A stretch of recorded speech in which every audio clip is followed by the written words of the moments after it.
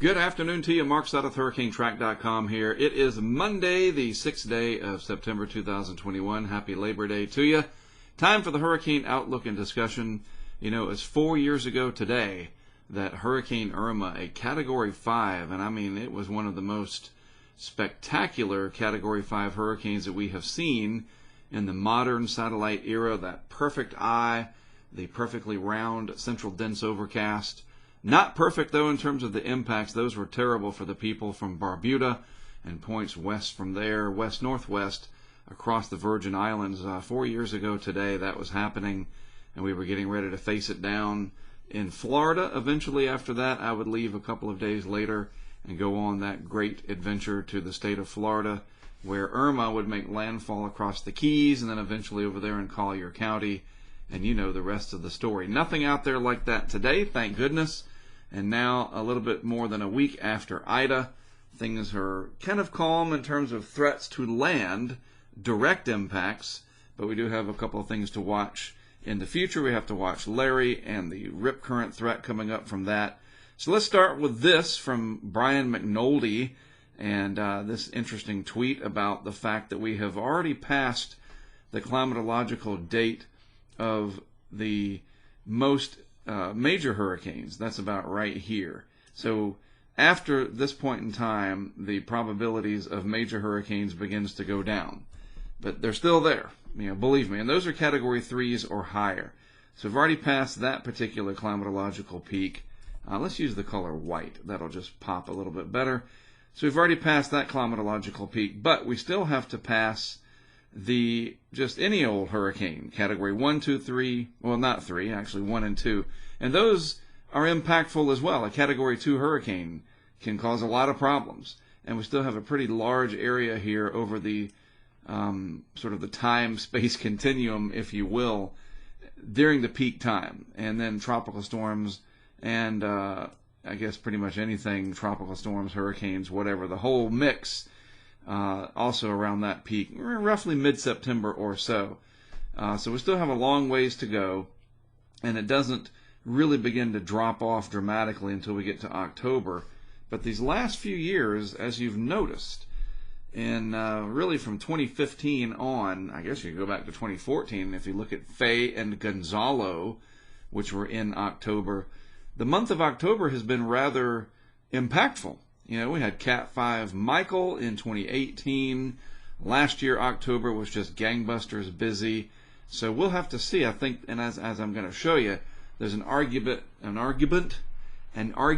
to be made that this October as well could be quite busy, what we call a backloaded season. So we're getting through some of the thickest of the woods, as they say, but we still have quite a ways to go. We're not quite there yet. So what do we have out there? Well, I think it stands out very prominently here. There's Hurricane Larry, Category 3, racking up the ace points.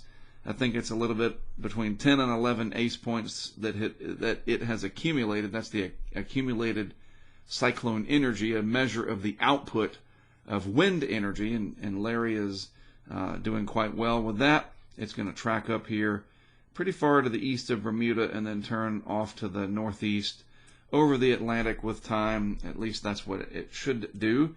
Bermuda will likely receive some tropical storm conditions.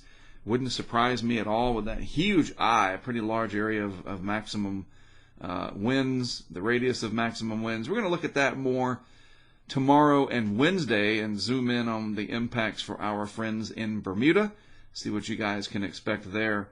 Larry will continue to send out wave energy into the Atlantic, and that will reach the shores in the coming days in the form of large breaking waves, rip currents at the time of tide changes especially. So we got to watch Larry for that.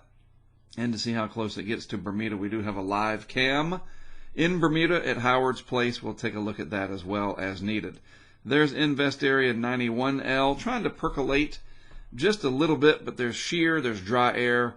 And the Madden-Julian oscillation right now is not favoring the Atlantic basin. There's much more sinking air, generally speaking. And just, obviously where Larry is, there's not.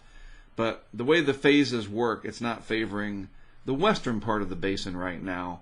And so there's just not a lot in the way of support from the upper levels. There's too much dry air, as I mentioned, some wind shear coming across the top of 91L.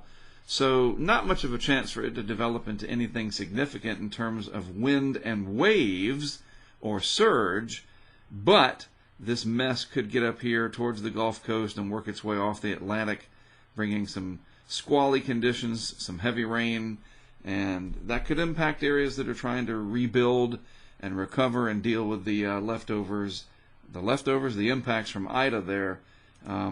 And any squally, nasty weather is unwelcome. Out in the eastern Atlantic, a little area to watch here. Sometimes these little areas can become big areas when they get to the west. We will see. You never know. You never ignore these features. Even though they don't develop early, they can develop later, and they can become big problems. So check out that large eye of Hurricane Larry out there spinning over the open ocean. Not a lot of lightning around it, just a few speckles in there of yellow. That is the GLM flash counter from the GOES 16. It does a really good job of picking that up. More lightning over there in this band. Just a couple of flashes in the eye wall itself. Powerful hurricane, large wave generator. So, as I said, this is going to be good for surfers. You're going to love it. But swimmers out there, be really careful. I was down at the beach yesterday with my family, and the waves were nice. The water temperature is about 78, 79. Got knocked down a little bit because we had a cold front go through. And I was just thinking about those larger waves that are coming. And, you got to be careful out there. The little kids, they like it. It's exciting. But it can also be very dangerous. So let's take a look at sort of the pattern, where we are. We do have this cold look to the ENSO, the El Nino Southern Oscillation, ENSO, that's what that means, getting towards a La Nina, a weak La Nina, but a La Nina nonetheless, trying to set up. And then the Atlantic is just warm all around, especially a couple of areas that really stand out. The Northeast Atlantic over here, the Northwest Atlantic, most of the main development region, not so much so in the Eastern Atlantic, but the western part of the basin, the Caribbean, the Gulf, generally speaking, running a little bit to, in some cases, fairly substantially above the long-term average. And I think that's going to help to sort of backload the season, that we're going to have a busy mid to late September, a busy October, probably have some action in the Caribbean in November. That wouldn't surprise me, because we're going to lose all the wind shear coming out of the Eastern Pacific. Not all of it, but you know what I mean. It gets greatly reduced, and so we can have a very busy November as well, and probably a lot of activity up in the subtropics with all that warm water relative to average, piling up even more ACE points. I think 2021 could end up being more overall ACE points than last year. More energy expended. We won't have 30 named storms. I don't think that's going to happen. But we could end up with 18, 19 named storms, wouldn't shock me, and a lot more energy output because they're going to be stronger and longer lasting when all is said and done. So water temperatures, the actual water temperatures, as we look at this Labor Day, if you're down at the beach up here in the Northeast, kind of chilly, low 70s overall Fahrenheit, farther to the south and west. Depending on where you are, we had this front come through and some southwest winds and some westerly winds, and that blew the water away from the coast, and so you get upwelling. And so right along the North Carolina coast there, again, we're talking about 78, 79 degrees right against basically New Hanover and Pender County's beaches. But offshore in the Gulf Stream, yeah, it's still very warm, 29 Celsius. Out near Bermuda, where Larry will go by, nice and warm out there, 28 Celsius or about 82 Fahrenheit.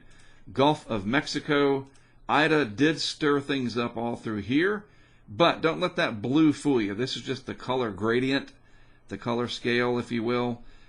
Still, those colors in there representing 28 to almost 29 Celsius, so 82, 83 easily.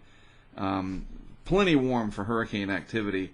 And then still all around the shelf water of Louisiana going all the way over to Texas, and then of course the offshore waters too, very warm. And it's just terrible. The people down here with no power, and you got all that just steamy water, 30 Celsius plus, no bueno. I mean, I really, really feel for you folks down there. And just a real quick thing about that. Anybody that's helping out, you send the food and the toiletries or whatever, but just think about stuff that could help people feel comfortable. If you can donate a generator, if you can donate something like a fan, just something to make people feel like you care about them beyond just the typical stuff. If you're in that position, you're working with a relief agency or whatever, and you can donate a generator, that's a good thing to do down there. They're going to really need it with that very warm water lurking still right up against the coastline there. That matters because that gives you these very hot, sultry nights, and you just don't get to cool off. So certainly the people down there dealing with the recovery effort, a Herculean effort. That's what a documentary needs to be made about, is the recovery from a hurricane. Anybody out there that knows a Netflix producer and you want a series, I'll help do that because it needs to be made. We could tie it in with our Hurricane Highway series. I'm serious. I might even just do it myself. Tell the story about the linemen, the people that come in, the insurance adjusters, all the people from FEMA. There's an incredible story to be told, as well as the people that have survived this and that will persevere. Because they will. I've met a lot of these Cajuns, and they do not complain. At least they don't do it in front of me. They may shed some tears privately because it's hard. But they are a tough crowd. And, they'll just say, to heck with it, we'll do it ourselves if we have to. But so far, I think the recovery effort is moving along. It's never as fast as you want it to be, of course. But just keep that in mind. It's very hot down there. And anything you can do to continue to help, they will appreciate it. One thing, I guess it's good news, right? We've lost the white-hot look to that eddy. Still very formidable upper ocean heat content. It's at the top of the scale. The top third anyway, but at least it lost some of its juice, if you will. But the rest of the Gulf, again, anything showing up on the TCHP scale here is more upper ocean heat content than you need. It really is. It's plenty. So we're not done with hurricane season. I don't want to rub salt in the wound, so to speak, but as we saw last year, just because you had Ida recently, that does not preclude nature from throwing another one your way. We can hope that that doesn't happen. You don't want to wish it on anybody else, but we still have to watch because hurricane season is absolutely still very much upon us. Elsewhere across the Atlantic Basin, again, plenty of ocean heat content to work with all around, and Larry's taking advantage of that out across this area right now, and I believe that's Bermuda sitting out there. It might just be a speck. I know my lat long pretty good, so hopefully that's Bermuda there showing up. Howard, you're surrounded by fairly warm water. You know that. At least Larry shouldn't make a direct impact on Bermuda, but it'll be close enough that we'll have some interesting things to show you on the live cam from there coming up Wednesday and Thursday. All right, so what's going on? Well, you got this yellow area all across the northeast Gulf and the southeast coastal waters. I don't think much is going to come from this. A rainmaker, nuisance, problematic if you're traveling through there once this crosses land, all that kind of stuff, but just not the right conditions, and that's really interesting, isn't it? Because just recently with Ida, it was perfect conditions, and we almost had a Category 5 hurricane. It was well on its way to constricting that eye, and the eye wall getting very well defined, and Ida was trying to make a run for Cat 5. The conditions are different now. They've flipped. Now you have more converging air in the upper levels, kind of sinking, drying air. It's just not very favorable, but you can still get a big rainmaker, squally weather, maybe a loosely organized low-pressure area heading towards the area you see there in yellow. So that certainly is something to watch for in the coming days. And just real quick to show you on the traditional tracking chart and infographic here from the Hurricane Center, the large swells, that will be the big deal here. It's a forecast to approach Bermuda as a large and powerful hurricane, bringing the risk of strong winds, some heavy rainfall, and coastal flooding. There will be impacts there because Larry's a large system, but it should miss in terms of a direct hit off to the east by a pretty good margin, and then maybe getting close enough to southeast parts of Newfoundland to warrant some concern.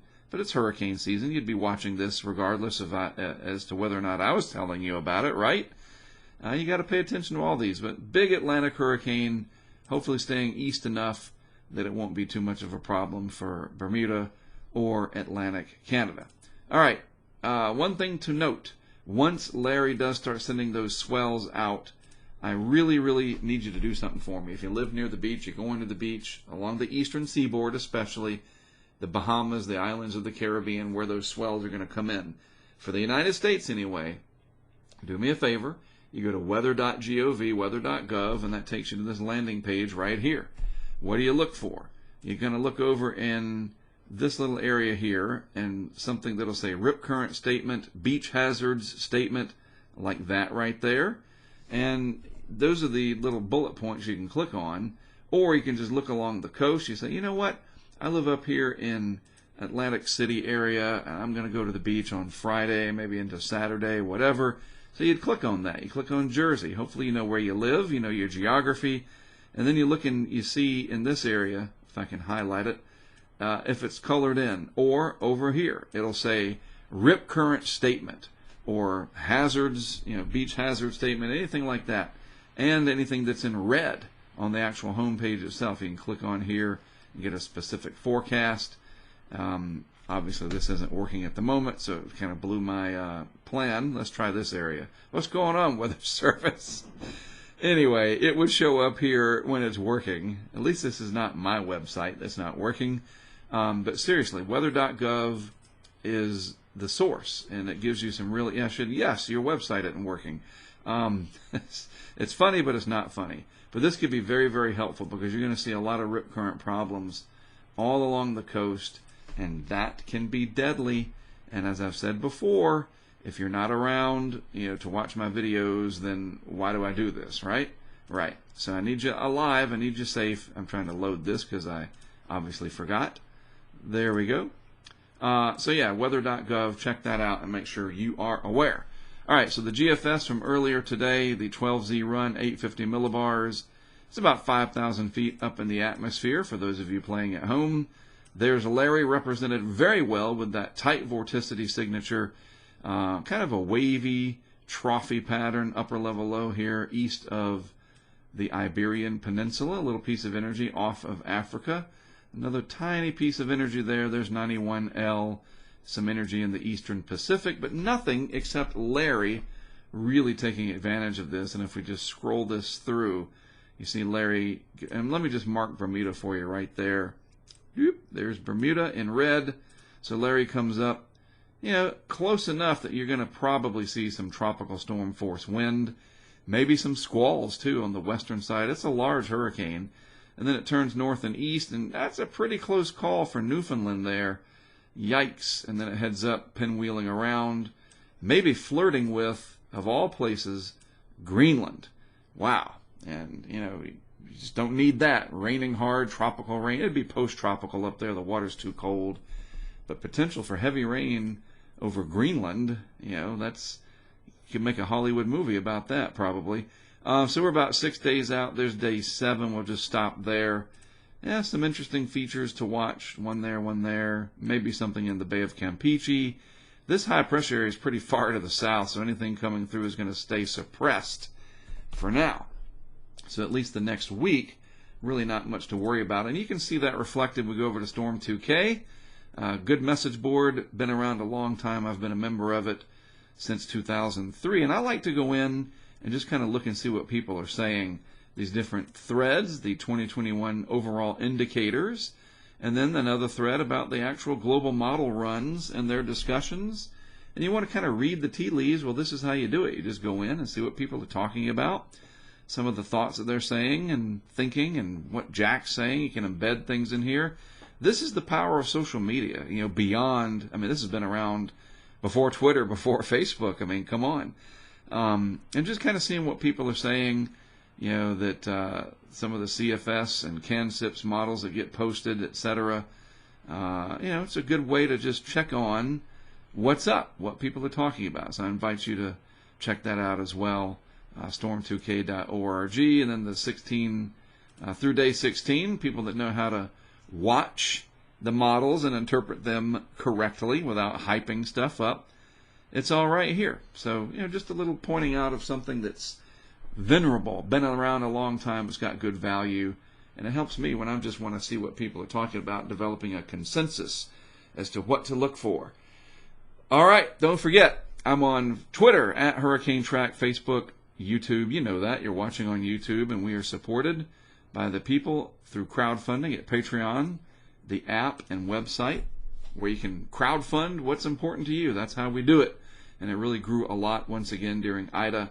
We appreciate that very much. We're growing and expanding even more because of that, and we're able to do a lot with it. So connect, follow, share, like, whatever. It's good to have you along as always.